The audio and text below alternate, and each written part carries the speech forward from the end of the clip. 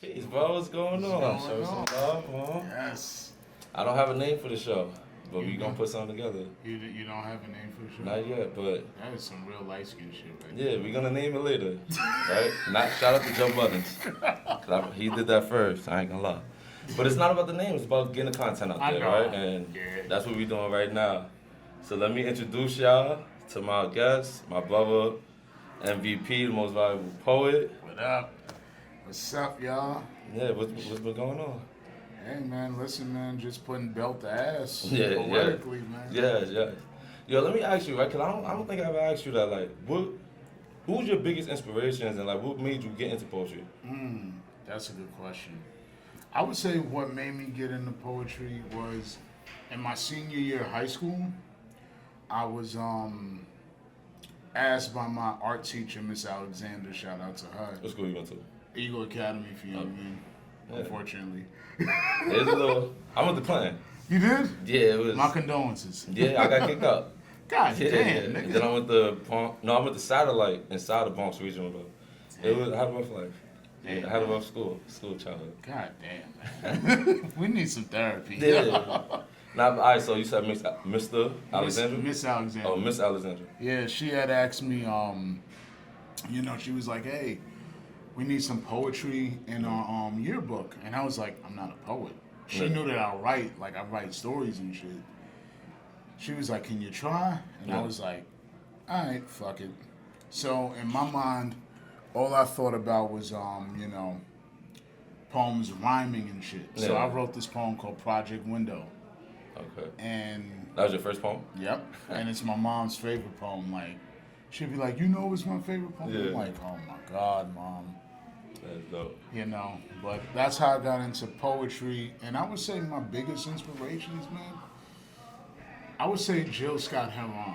Yeah. Yeah. You have a Heron type flow, like when I mean like you vulgar as shit, bro. Right? Like and when I think of like poetry, those are the people that come to my mind. Like Yeah. they gonna curse. They gonna say the words that we shy away from because of people be politically correct. Yeah. You're not. You're not. You know what's funny is like I was afraid in the beginning I didn't curse. Yeah? It I could go wasn't for that. it wasn't until I started my first year of college at Monroe College, not too far from Yeah, me. that's and right at the shit. block, yeah. Yeah. And my professor at the time, who's my editor now, Okay. that's Alfonso, dope. shout out to him. He was running the poetry club. Yeah. And he put this poet on named Kai Davis. Okay. She was like, I fell in love with her poetry and everything. Because the first poem I heard from her was, Fuck I Look Like. Yeah. And I was like, you could curse in poetry? Yeah, that's 'Cause like, prior wow. to that, I didn't know. You think poetry is like some type of clean cut Yeah. version of like rap, Yeah. basically, right? Yeah, that's pretty much, like, that's all that was taught to us about poetry in school, really. Yeah. It wasn't, I didn't get to read Tupac's poetry until my exactly. college years and other stuff. Yeah, we get the basics, Maya Angelou. Yeah. Right? If she's a goat. You're We're not lucky gonna you go- get that now. Yeah, hell yeah. We're gonna get the white poets. Yep. For sure. The academic White poets, yep. Yeah, exactly. Exactly. And that's what a lot of people don't realize is that, like, predominantly for a long time, poetry was dominated by white people, Yeah. in the academic space. And it's when we started doing the spoken word shit as black folks and, and other people started doing that, that's when it's like, it started to become real popular and Yeah. shit. That's dope. But, yeah, I would say Jill Scott Heron, and that's my biggest inspiration. That's dope. Right, just he's the GOAT, right? Put Whitey on the moon. Yeah. They still putting Whitey on the moon Yo, and to this day. And I gotta watch his docu-film, man, Black he's dope. Wax. I haven't. He actually, and the comrade, pardon me for forgetting the name. He was a part of Gil's. What was the name of his band? The name of his group? Man, I forgot. Damn. But the comrade that he recently, Sunni Ali, he recently passed away. He was a part of Gil Scott Heron. Yeah. So that's pretty dope. That's definitely dope. I have a question though, right? So Alright. every artist that I run into, that's something. This is a question I ask all of them because artistry is the most important form of communication, in my opinion, right? Yeah. You have artistry, then you have like politics, and I think they go hand in hand. Your art should have politics in it. Your politics should be artistic, right? That's why you have like a Mandami, even a Trump, right? I'm not a politician supporter anyway. I don't like no politicians. Yeah, So let me let that be clear right at the fuck gate. the politicians. I don't like no politicians. Fuck the politicians. Right, but you have those that's very charismatic, from the Kennedys, the Trumps, the Clintons, the Obamas, right? And then the Madamis on the low level. Mm-hmm. That add their artistry into their politics, right? Which is bullshit. Their politics is bullshit though. Yeah. But your politics coming from an organizer, grassroots, really with the people. Mm-hmm. How does your artistry, like, how do you get paid and still stay true to the people and true to the cause? Damn, that's a very ill question right there. My fault, bro. Nah, it's all good. It's all good because, I look at it like this, man. Where there's no self-righteousness under capitalism. Yeah, exactly. Because we all live with contradictions, right? Like, from the clothes on our back to the I got food that we Nikes. eat. Yeah, like, shit, I got Nikes on too. So it's like, that's why, like, for me, I think the way that you can stay true to yourself, stay true to your principles, and stay authentic while getting paid is, to me, it's just balancing. No. It's you picking which opportunities align with your politics and which ones don't. Like, exactly. For example, I tell people this all the time. I could have been a lot further in my career if I didn't have the politics side. I'm pretty sure you too. Yeah, it's easy. The internet love ignorance. Of course. And I was an ignorant person, so like that shit, that comes easy to me. Listen, we grew up on World Star. Yeah, that's easy to that was create that type of content. That's nothing. For y'all that don't know, that was Instagram and TikTok on steroids. Every day you saw some wild shit on there. World Star was a crazy site. My God, you didn't know what you was going to see on that. We went viral on World Star in my school when we was in Clinton. They had like this big ass fight. Y'all can look it up. This probably like shit, I gotta look that up. 08, I want to say 07, one of those years. Mm-hmm. It was the title. It was Africans versus Americans. It was crazy. We was mad ignorant. My God. But it was a bunch of girls fighting, and yeah, that shit was wild. But wow, bro. yeah, we lived but that type of stuff, that type of content, that gets me paid. That could get me paid easily. It still does. Or even like the silly script. I could write some bullshit easily without adding in the politics, without adding in like my ideology and stuff like that. And I know I can hit. I get a Netflix deal easily. But it's like, damn, they not trying to give a Netflix deal for a Mumia documentary or Matula or say Cool Dingo, right? So that's where shit do get difficult. So it's like, how do you get paid, right? For me as a filmmaker, screenwriter, I do gigs, right? I'll do a party here, I'll do a wedding, I'll do a birthday. I do little things to that pays my bills. Yeah. But it's like, how do I really grab the masses of the people with this art and still be cool? I think one of the things is like, this is what we as organizers and as creatives, we get caught up in, is trying to get everybody. Yeah. And you got to realize, like, and this is something I've had to realize too, is that some people you just going to have to leave behind. Yeah, that's a fact. Like, that's it's just like what Harriet Tubman said.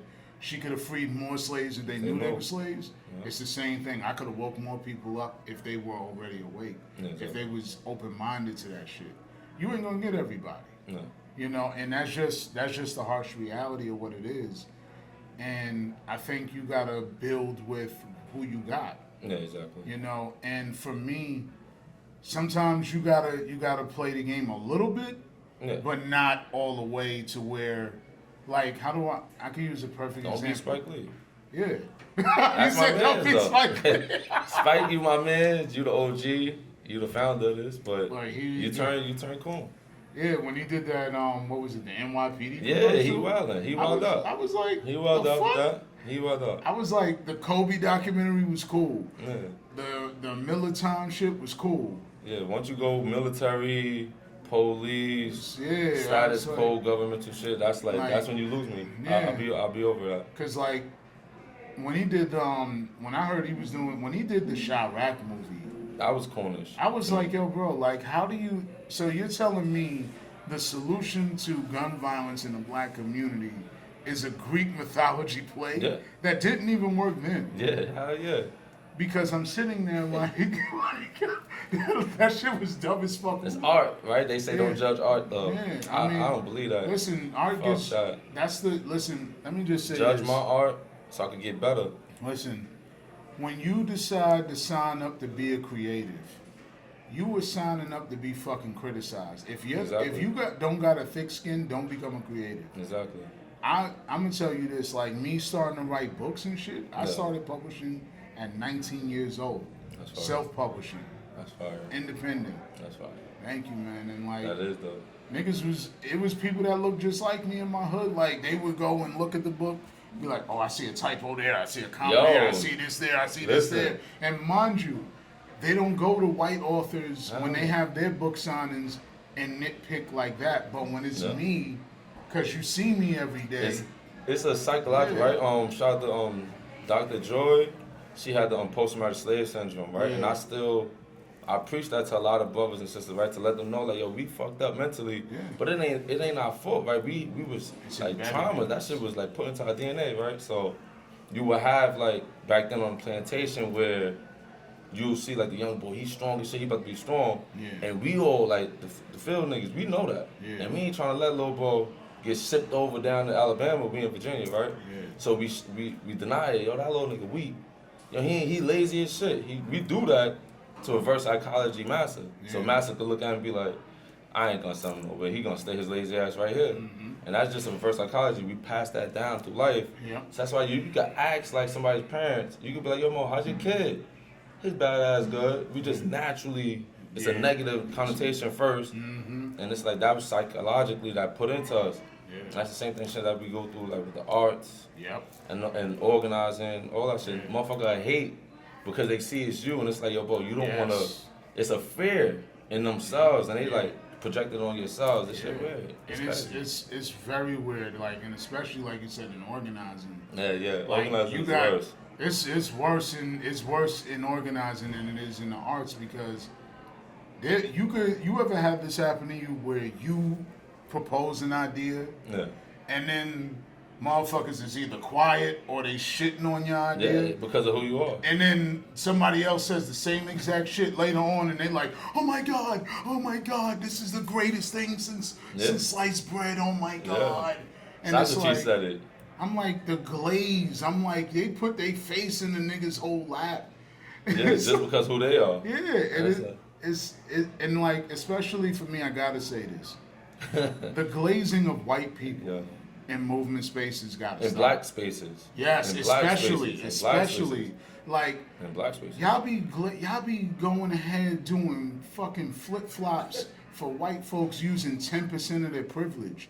Like, and this isn't a shot at anybody directly. Nah, I'm not gonna name drop, but they know. They watch my page. And they know what they did. Y'all know what y'all did. That shit y'all niggas be like, oh my God, I worship the ground they walk on and the air they breathe. And I'm like, nigga, they got more privilege and resources than we fucking do. Ever gonna, shit. They ain't gotta worry about their kids getting shot. If they're not Marilyn Buck, or they not John Brown, those are the only two. That's the characteristics. Right. For men, white men, is John Brown. For white women, Marilyn Buck.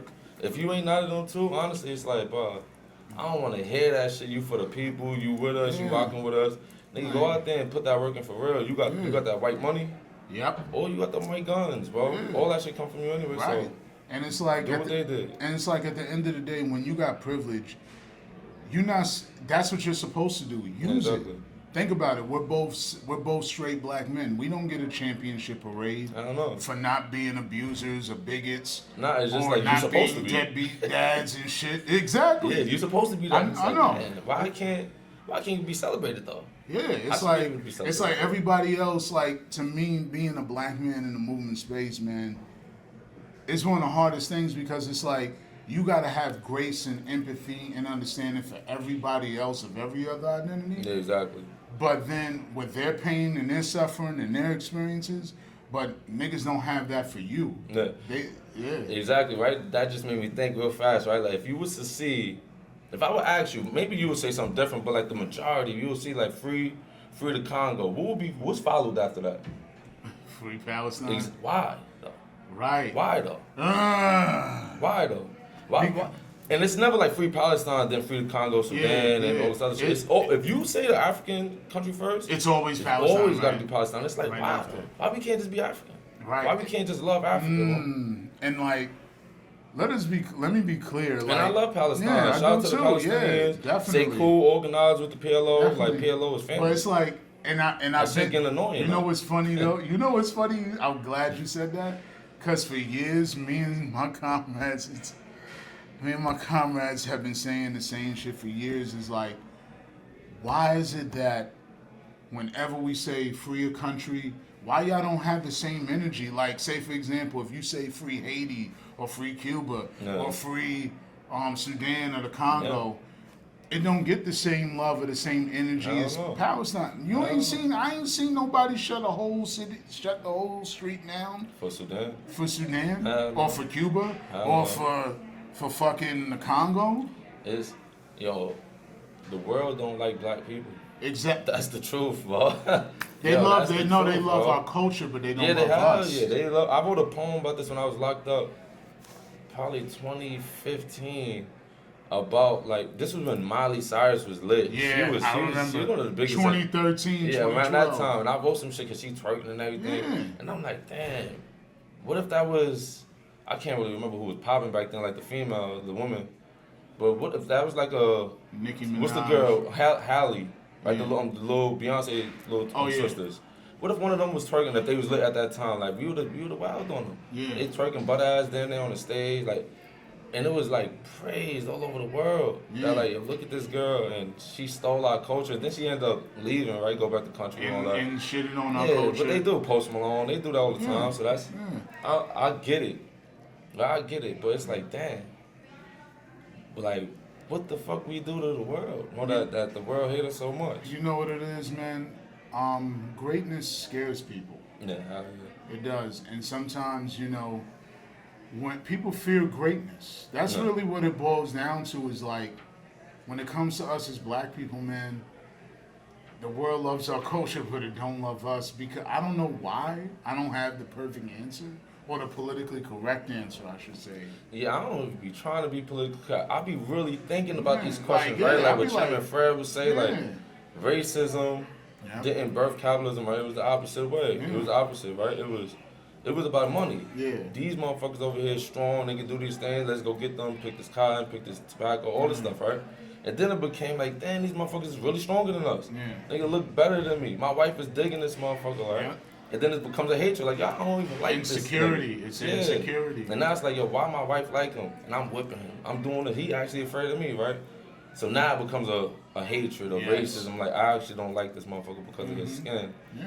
And I be thinking about that. It's like, damn, but I should got some sides to them. But you know what? We're always asked to be superheroes to everybody else's struggle. Yeah, and I don't like that. We're always, and let me just be clear. I don't have a problem having solidarity with people. We need solidarity. That's how you gonna beat this white hegemony. Yeah. But at the same time, y'all gotta address the anti-blackness in your community because, and I just want to say this too, because a lot of people, when I bring up anti-blackness in non-black people of color's communities, they always say, well, you got black people that are anti-black, and I'm like, that doesn't make sense because, for one, thank you, Captain Obvious. We're well aware of the fact that you have self-hating black people. You have self-hating Latino people. That's like when people say black on black crime. Thank you. I was just getting ready to get there. What the fuck is black on black crime, bro? My thing is, and the reason why I'm glad you brought that point up, because that's where I was gonna go. That's a white supremacist talking point. Hell yeah. To use internal community conflict to negate the impact of a systemic issue. Yeah, I seen rapper. I seen this rapper on this podcast. What's this? Big Bank. You know Big Bank? He was on another podcast. I remember at one point, but he got his own thing now. He pretty dope. This is like my second time watching him. He pretty dope. Shout out to Big Bank. And he was interviewing this dude, and he mentioned that we were selling each other in Africa. Like this black on black crime. And I just be like, damn, I thought this brother was smart. I thought he was a little deep, but that motherfucker's stupid as hell because like Bro, those are tribal wars. He was comparing it to the transatlantic slavery, and it's like, bro, that's why reading not the is same, important. bro. Like, damn, how do you not understand that? That's like, as basic. I try to be as basic as possible because I got kids. So I want to explain shit in the simplest form. And the simplest form is you fight your brother first. You fight your sisters. You ain't out here beating bitches up, but you definitely fought your sister probably. Right? That's internal. That's always gonna happen. Internal is where you get the drama from first, and then outside, right? So the same thing in the community. You ain't gonna be out here just bullying white people all day. It's gonna be your brothers, honestly. That sucks, but that's the same thing in the white community, same thing in the Asian community, same thing in the... It's all about proximity. Yeah, it's like, who's the closest to me? Obviously, it's nothing but black people around me, so... I'm gonna get you first. Yeah, so it's that should be silly when I hear people say that. It's like people be using it like a I gotcha moment. Yeah, they like hate a bingo themselves. card, and I'm sitting there like, themselves. and I'm sitting there like, fam, you using internal conflicts to try to negate what this system is doing to us. It makes no fucking sense. It's dumb as fuck, crazy, and people sound dumb as fuck when they say it. They argue. Get mad if you want, but it sounds dumb as fuck, and it's like. You can't, like you just said, you broke it down perfectly, man. It's all about proximity. Proximity. If we were both white and we're in a white neighborhood, who we gonna rob? I'm gonna be robbing all the crackers. It's like, that simple, right? Like, it's very simple. I could call my wife, sis, all these different terminologies outside of wife, and a motherfucker on the streets ain't about to call her that, right? Like we joke. Me and my wife have a real good relationship, so real joke with some silly shit, right? She'll call me nigga, I'll call her bitch, right? She'll call me bitch. But ain't nobody else about to do that. That's weird as fuck. That's y'all. And that's how they trying to, that's how they trying to like flip it on us. Yeah. It's like, would you, homegirls, they call each other bitches all the time. Yeah, exactly. I ain't about to call that girl a bitch. No. I'm out of line. Exactly. I'm like being same thing with the N-word. Same thing with saying nigga, right? Yeah. Y'all say it, nigga, you're not a part of this. Exactly. And then I feel like this needs to be said too. Non-black people of color, y'all need to stop saying that shit, please. Yeah, if you're not a part of the culture, and the culture like the projects, the hoods, right? Like because there's a white boy that would say nigga. Nah, I wouldn't be cool with that at all. I wouldn't. No, not now. Not in the state that I'm in now. But in the ignorant state, like when people are saying nigga left and right all the time, 24/7. There's a white boy that grew up in the project that has no identity of like a white or black. Yeah. He just knows his hood, and that's really it. I feel you. So he'll say it, and nobody would check him because nobody even noticed the shit. They don't look at him as they don't look at him like the white boy. They look at him as one of them. He's just right here from the hood. And I think... And that's Eminem. Yeah. Honestly, that's Eminem. And it's like, I think that for me, it's like, we as black people, and people of color in general, I feel like, again, it goes back to our thirst for white validation. Yeah. Hell yeah. It's like, just like we see in the movement, you see it in the hood. You got niggas out here they'll rob me or you first, but they'll see Tom and Becky jogging with jewelry on. They won't even think about it. No, that should be crazy. That should be crazy. Like, niggas be like, That's that post-traumatic slave syndrome. I was watching, fucked up, what was it, you see the shit with Big U out in L.A. and shit? When he got locked up. Yeah, I was just like, they were saying... Nigga had celebrities checking in and everything. Yeah, that's crazy. And I'm just like, hold up. You had black celebrities getting extorted to check in. What about Tom Cruise and them? Right. But you don't, my thing is you don't tell them gentrifiers and white folks to come check in. Yeah. Them the niggas that should be getting extorted. Yeah, easy. Come on, man. We got to get it together in that regard. We went left. Gang banging went left. And I'm always gonna blame capitalism. I'm a student of Chairman Fred. And capitalism is the death. That's gonna be the death of us. It is. Yeah. It's been the death of us. It destroyed all our cultures, right? Hip hop culture.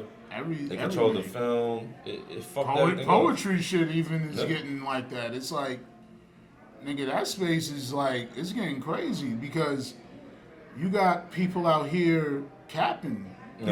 Trying to, exploit poetry, for example. Like, you got people creating these bullshit spaces that are elitist as fuck. And it's not even about community. It's not even about skill. Speaking of spaces, right? Because you got history, right? I don't want to be messy. Man, go ahead, be messy. I'll be messy. This is not be messy. I don't want to be messy, right? MVP, baby. You have some shit, right? And a lot of people don't understand Yeah. what's going on because like these motherfuckers, a gentrifier, not even a gentrifier, just like a motherfucker that a grafter, like someone that can manipulate a situation really well, right? Or be like Nino Brown, right? Like you gonna give out turkeys, but I'm also gonna give out this dope, bro. Yeah, I'm gonna confuse y'all. Y'all think I'm for the people because I'm giving out gifts. I'm charity work, right? Charity's bullshit in my opinion. Yeah. And it confuses the people though, because the people's not like their politics not in the line. They not really caring because motherfuckers just be hungry. Yeah. Right? I don't give a damn who's giving me this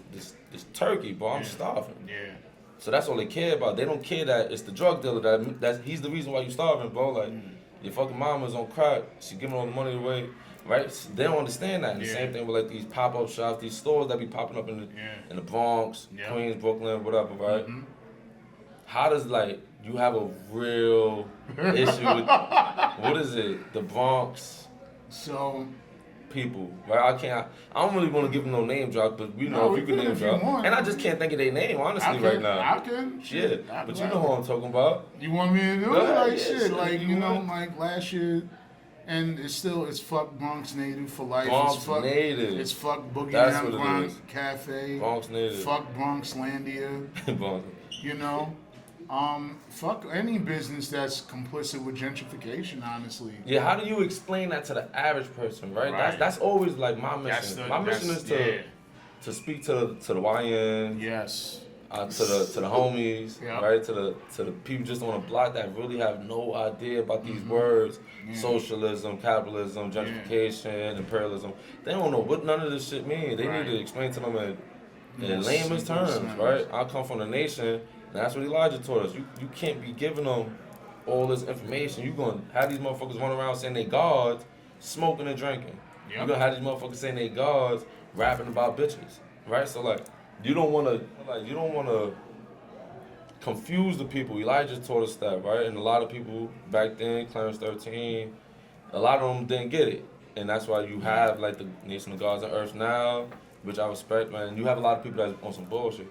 How do you explain these terminologies to a motherfucker that really won't understand on like how is all these spots that you name, how are they doing bad to the community instead of good, like what it seems like on the surface level? Like me, that's basically the whole thesis of what I do with poetry. Like, it's people have criticized me in the past and said, "Yo, your poetry is kind of basic. Is this, that, and third?" And I'm like, I simplify it because said that about Basquiat. Yeah, I simplify the shit because I'm trying to talk. I'm not talking to the person who's a professor at the fucking college that's already aware. I'm talking to the nigga that's on the block holding a bundle, and that's trying to I'm trying to get him to understand what the fuck is going on. Yeah, exactly. I'm talking to the kid that is about to get kicked the fuck out of school and may never have another shot at getting a diploma or whatever. Yeah. You know, and I feel like the best way to do that is I gotta talk your language. I gotta break it down. I gotta slow it down, and I gotta use your terminology. You know, Malcolm X said it best. Sometimes in order to catch a fool, you gotta play a fool. Yeah, you do. So it's just like with art, like with comedy in the 90s especially, they use satire a lot. Yeah. To go ahead and break shit down to people. Yeah.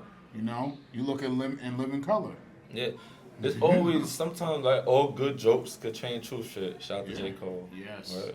And that's very important. Yeah. So before you get into this poem, right? I'm about to say poetry. Before you get into this poem, tell us what it's about. And like with me, like what inspires you? Wow. Cause you went the military route, right? And like what inspired that to even go there? And then we're gonna get into this piece. Yes.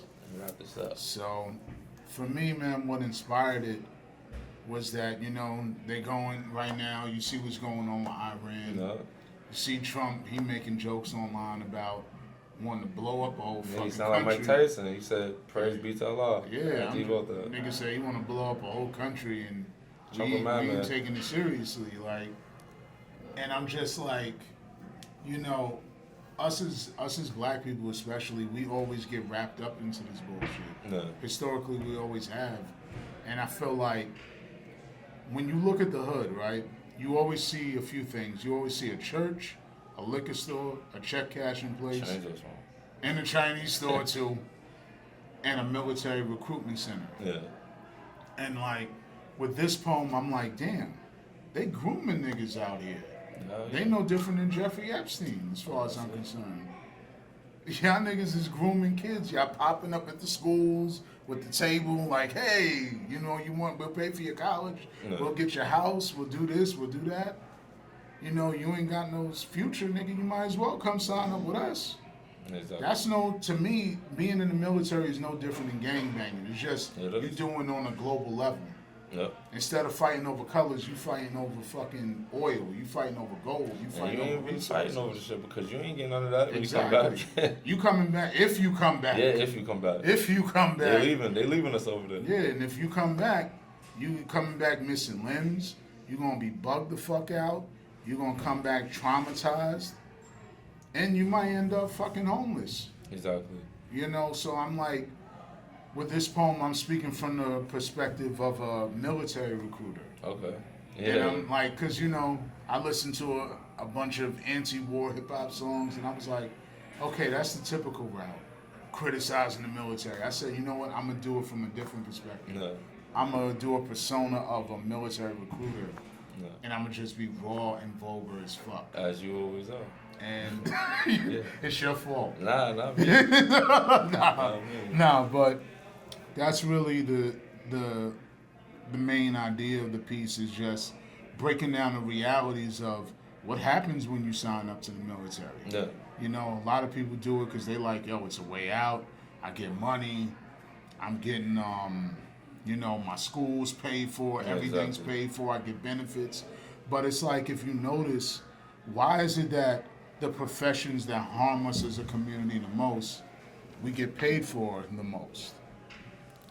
Yeah. You know, you want to be a CEO or a cop, you can live anywhere you want. You make six figures. Yep. You be in the military, you make six figures. Yep. You know, or however much, I don't know. But you live comfortably when you play a role in the system. And when you're not playing a role in it, you're in the struggle. And the struggle continues. Yes. Appreciate you, MVP. Yes. We're gonna get into this poem. Yes. Camera died. We Yep. still got this one more. Oh shit, let me get the phone first. We're gonna get into this poem. Show them some love. Yes. Appreciate you for coming. Yes. And we're gonna thank do you, this. sir. Yes.